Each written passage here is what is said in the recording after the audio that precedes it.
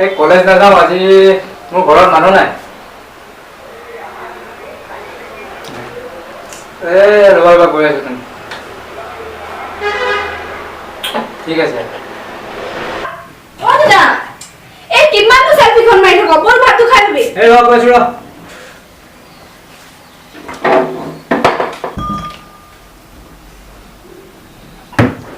খা সেলফি এখন মাৰি ল ele ele ele ele ele ele ele